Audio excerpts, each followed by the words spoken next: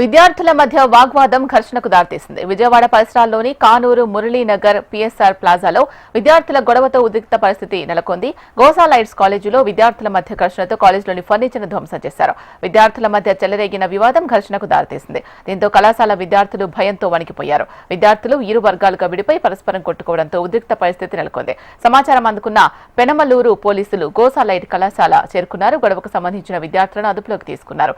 చదువుకోవడానికి వచ్చిన విద్యార్థులు బరి తెగించి రౌడీ మూకల్లా విరుచుకుపడి సాటి విద్యార్థులతో గొడవకు దిగడం ఏంటని పోలీసు ఉన్నతాధికారులు ప్రశ్నించారు. విద్యార్థుల తల్లిదండ్రులను పిలిచి కౌన్సిలింగ్ ఇవ్వాలని పోలీసు ఉన్నతాధికారులు భావిస్తున్నారు.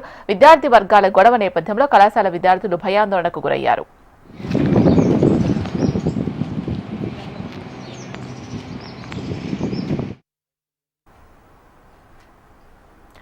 విద్యార్థుల మధ్య వాగ్వాదం ఘర్షణకు దారితీసింది. విజయవాడ పరిసరాల్లోని కానూరు మురళీనగర్ పిఎస్ఆర్ ప్లాజాలో విద్యార్థుల గొడవతో ఉద్రిక్త పరిస్థితి నెలకొంది. గొడవకు పూర్తి సమాచారం అందించడానికి మా ప్రతినిధి కాంతి ఫోన్ లైన్ లో ఉన్నారు.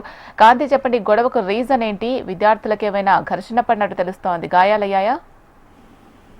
శీలా, కానూరు మురళీనగర్ లో ఉన్నటువంటి గోసలైట్స్ కాలేజ్ లో విద్యార్థుల మధ్య ఒక వార్ లాంటి సిచ్యువేషన్ నెలకొందని చెప్పాలి. విద్యార్థులంతా కూడా రెండు గ్రూపులుగా విడిపోయి ఘర్షణ పడ్డారు. ఈ నేపథ్యంలో కాలేజ్ లో ఉన్నటువంటి ఫర్నిచర్ ని కూడా ధ్వంసం చేసినట్లుగా తెలుస్తోంది. అయితే ఘటన పైన పెనమలూరు పోలీస్ స్టేషన్ కు ఫిర్యాదు అందడంతో పోలీసులు ఘటనా స్థలానికి చేరుకుని అక్కడ ఏదైతే ఘర్షణకు పాల్పడినటువంటి విద్యార్థులను అదుపులోకి తీసుకున్నారు. అలాగే వారిని అసలు ఎందుకు ఇట్లా ఒక వార్ లాగా, అంటే గ్యాంగ్ వార్ లాగా తలపడాల్సినటువంటి అవసరం ఎందుకు వచ్చింది, విద్యార్థుల మధ్యన ఏం జరిగింది అనే అంశాలకి సంబంధించినటువంటి విషయాలను విద్యార్థులను అడిగి తెలుసుకుంటున్న పరిస్థితి ఉంది. ఈ నేపథ్యంలో మిగిలిన విద్యార్థులు ఏదైతే ఈ గొడవ జరిగిందో, గొడవ జరుగుతున్న సమయంలో ఈరోజు సండే కూడా కావడంతో విద్యార్థులంతా కూడా అక్కడ హాస్టల్ కి సంబంధించి, అంటే అందరూ కూడా లాంగ్ టర్మ్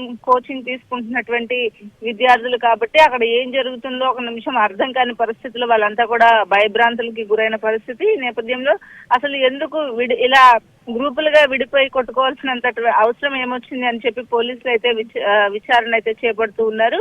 అటు మిగిలిన విద్యార్థుల తల్లిదండ్రులు, ఎవరైతే ఇంకా అక్కడ చదువుతున్నటువంటి విద్యార్థుల తల్లిదండ్రులు ఉన్నారో వారంతా కూడా అక్కడ ఏం పిల్లలు ఎలా ఉన్నారో, హాస్టల్లో ఉన్నటువంటి పిల్లలు అలాగే కాలేజ్కి వెళ్ళినటువంటి పిల్లలు ఈ గొడవ జరిగిన నేపథ్యంలో మిగిలిన విద్యార్థుల తల్లిదండ్రులంతా కూడా ఒక్కొక్కరుగా అక్కడ కళాశాల వద్దకు చేరుకుని విద్యార్థులకు సంబంధించినటువంటి ప్రస్తుత పరిస్థితి ఏంటి అనే దానికి సంబంధించినటువంటి ఆరా తీస్తున్న పరిస్థితి ఉంది. అయితే ఈ ఘర్షణకి సంబంధించి పోలీసులు అయితే అక్కడ ఘటనా స్థలంలో ఎందుకు ఈ చదువుకోవడానికి వచ్చి అలాగే లాంగ్ టర్మ్ కోచింగ్ తీసుకుంటున్నటువంటి విద్యార్థులు, అంటే ఒక ఇంటర్ తర్వాత స్టేజ్ వాళ్ళు, అంటే 16-17 ఇయర్స్ పైన ఉన్న వాళ్ళు ఇంత కొట్టుకోవాల్సిన అవసరం ఏమొచ్చింది అనే అంశానికి సంబంధించినటువంటి విచారణ అయితే చేపడుతున్నారు. షీలా.